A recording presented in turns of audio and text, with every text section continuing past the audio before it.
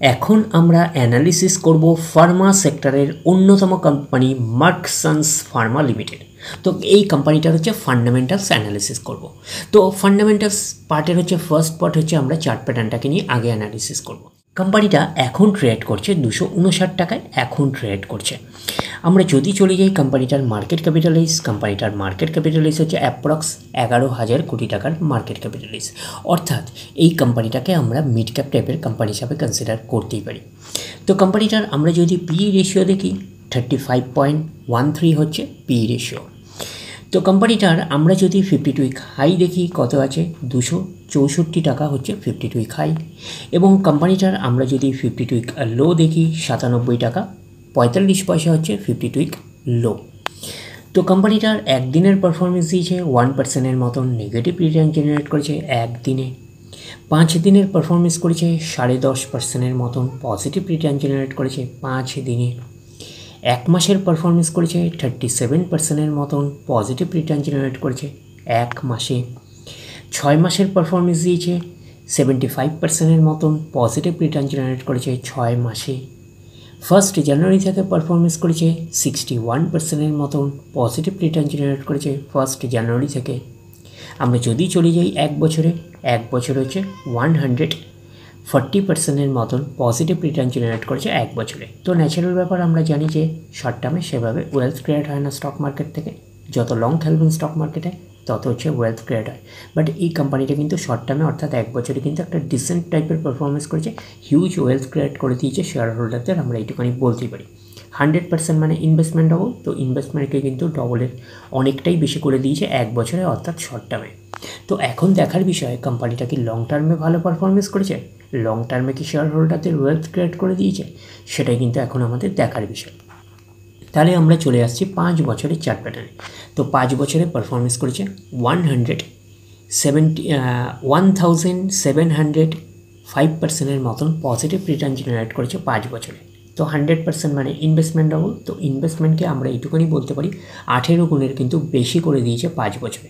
তো 5 বছরে কিন্তু হিউজ ওয়েলথ ক্রিয়েট করে দিয়েছে শেয়ার হোল্ডারদের, আমরা এইটুকুনি বলতেই পারি। এইবারে আমরা চলে যাচ্ছি ম্যাক্সিমাম চার্ট প্যাটার্নে। তো ম্যাক্সিমাম চার্ট প্যাটার্ন হিসাবে পারফরমেন্স করেছে 9862%-এর মতন পজিটিভ রিটার্ন জেনারেট করেছে অল টাইম বা ম্যাক্সিমাম। তো কোম্পানিটা লিস্টেড হয়েছে 2002-তে, তাহলে 2002 থেকে এখন অবধি রিটার্ন জেনারেট করেছে 9862%-এর মতন পজিটিভ রিটার্ন জেনারেট করেছে অল টাইম বা ম্যাক্সিমাম। তো ম্যাক্সিমাম চার্ট প্যাটার্নটা লেফট টু রাইট ওপরের দিকে মুভ করছে, তো সেই হিসাবে কিন্তু একটা ডিসেন্ট টাইপের চার্ট প্যাটার্ন হিসাবে আমরা কনসিডার করতেই পারি। এবং কোম্পানিটা যেহেতু মিড ক্যাপ টাইপের কোম্পানি, যেরকম আপনাদের রিটার্ন হিউজ দেবে সেরকম কিন্তু বড় বড় কারেকশনস হবে, এইটুখানি কিন্তু মাথায় রাখবেন। তো এইসব জায়গায় যদি এক্স্যাক্টলি ক্যালকুলেশন করে দেখেন তাহলে কিন্তু বড় বড় কারেকশনস দেখতেই পাবেন। তো স্টকটার নেচারই এরকম, যেহেতু কোম্পানিটা মিড ক্যাপ টাইপের কোম্পানি। তো এইবারে আমরা চলে যাচ্ছি ফান্ডামেন্টালস পার্টের হচ্ছে আরেকটা পার্ট কোম্পানির হচ্ছে ব্যালেন্স শিটে, দেখবো যে ব্যালেন্স শিট কতটা সাউন্ড রয়েছে। তাহলে আমরা চলে যাচ্ছি কোম্পানিটার ব্যালেন্স শিটে। আমরা চলে আসলাম কোম্পানিটার হচ্ছে ব্যালেন্স শিটে। তো আমরা চলে আসছি কোম্পানিটার হচ্ছে ফার্স্ট হচ্ছে রিজার্ভে। দেখি রিজার্ভের অবস্থান কীরকম রয়েছে।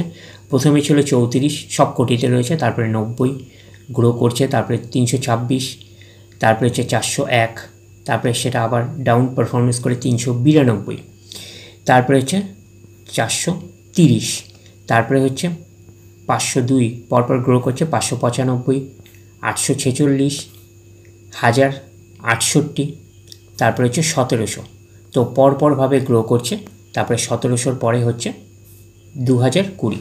তাহলে দেখতে পাচ্ছি রিজার্ভ অ্যান্ড সারপ্লাসের মধ্যে কনসিস্টেন্সি প্লাস গ্রোথ রয়েছে। শুধু এই বছরটা একটু ডাউন পারফরমেন্সে গেছে রিজার্ভে, বাট যদি আমরা দেখি তাহলে ওভারঅল হচ্ছে আমরা হচ্ছে একটা কনসিস্টেন্সিও পাচ্ছি প্লাস হচ্ছে গ্রোথ পাচ্ছি রিজার্ভ অ্যান্ড সারপ্লাসে। তো এটা থেকে একটা আমরা ওভারভিউ পেতে পারি যে নেট প্রফিটের মতো কনসিস্টেন্সি প্লাস গ্রোথ থাকার পসিবিলিটিস অনেক অংশে রয়েছে। তার কারণটা কি, নেট প্রফিটের কিছু অংশ রিজার্ভ অ্যান্ড সারপ্লাসে কিন্তু ট্রান্সফার হয়, এইটুকুনি কিন্তু মাথায় রাখবেন। তো এখন রিজার্ভ অ্যান্ড সারপ্লাস রয়েছে কত, 2020 আমরা বলতে পারি। এইবারে আমরা চলে যাচ্ছি কোম্পানিটার হচ্ছে বোরিংয়ে। তো লং টার্ম বোরিংয়ের অবস্থান যদি আমরা দেখি তাহলে আমরা কী পাচ্ছি লং টার্ম বোরিংয়ে।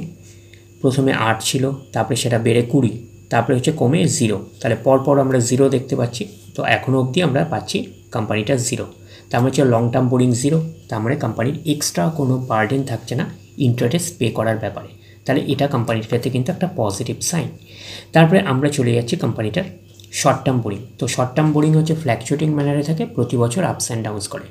তো তাহলে প্রথমে কত ছিল 114, তারপরে হলো 106, 82, 88, 110, 117, 100, 19, 19, 41, 42, তো পরপর রয়েছে, তারপরে রয়েছে 29। তার শর্ট টার্ম বোরিং পরের থেকে কিছুটা কমেছে। তো শর্ট টার্ম বোরিং যেহেতু ফ্ল্যাকচুয়েটিং ম্যানারে থাকে, প্রতি বছর আপস অ্যান্ড ডাউনস করে, তো শর্ট টার্ম বোরিংয়ের থেকে আমরা বেশি যেটা গুরুত্ব দিই সেটা হচ্ছে লং টার্ম বোরিংকে। তো এখন শর্ট টার্ম বোরিং কত রয়েছে, 29 কোটির রেঞ্জে আমরা এইটুকুনি বলতেই পারি।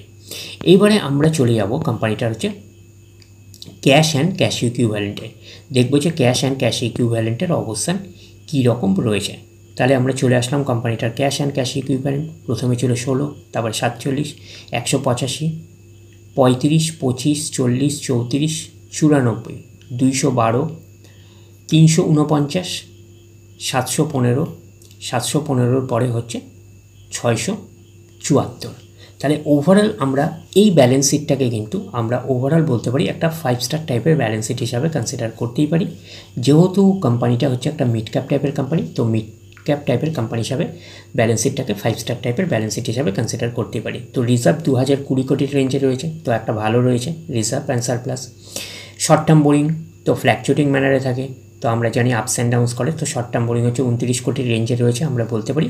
আর লং টার্ম বোরিং কিন্তু 0 রয়েছে, তো এটা একটা পজিটিভ সাইন। আর ক্যাশ অ্যান্ড ক্যাশ ইকুইভ্যালেন্টের অবস্থান কত রয়েছে আমরা দেখেছি 674 কোটির রেঞ্জে। তো সেই হিসাবে আমরা এই ব্যালেন্স শিটটাকে 5 স্টার টাইপের ব্যালেন্স শিট হিসাবে কনসিডার করতেই পারি। তো এইবারে আমরা চলে আসলাম কোম্পানিটার প্রফিট অ্যান্ড লসে। তো প্রফিট অ্যান্ড লসের অবস্থান কীরকম রয়েছে, তো আমরা ডিরেক্টলি চলে যাব কোম্পানিটার হচ্ছে নেট প্রফিটে। তাহলে আমরা চলে আসছি কোম্পানিটার নেট প্রফিটে। প্রথমে ছিল 49 কোটি, তারপরে সেটা গ্রো করে 74 কোটি, তারপরে 112 পরপর গ্রো করলো, তারপরে ডাউন পারফরমেন্স করে 83 কোটি হলো, তারপরে আবার ডাউন পারফরমেন্স করে 11 কোটি হলো, তারপরে আবার গ্রো করে 36 কোটি, গ্রো করে 80, 121, 239 পরপর গ্রো করলো, আবার একটা ডাউন পারফরমেন্স করে 187, 187 পরে সেটা আবার গ্রো করে অর্থাৎ কামব্যাক করলো 265, 265 পরে হচ্ছে সেটা কিন্তু আবার গ্রো করে 315, তারপরে হচ্ছে 334। তাহলে আমরা দেখতে পাচ্ছি যে মাঝখানে 2-1বার হচ্ছে কনসিস্টেন্সি ব্রেক করেছে, তো এই জায়গাগুলোতে কনসিস্টেন্সি ব্রেক করেছে দেখতে পাচ্ছি।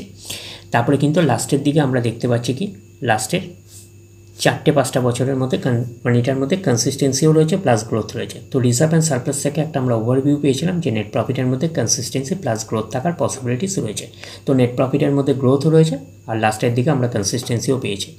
তাহলে ওভারঅল ভিউটা আপনাদের কাছে ক্লিয়ার। তাহলে এইটুখানে আমরা বলতে পারি যে প্রফিট অ্যান্ড লসটাকেও কিন্তু আমরা 5 স্টার টাইপের প্রফিট অ্যান্ড লস হিসাবে কনসিডার করতেই পারি।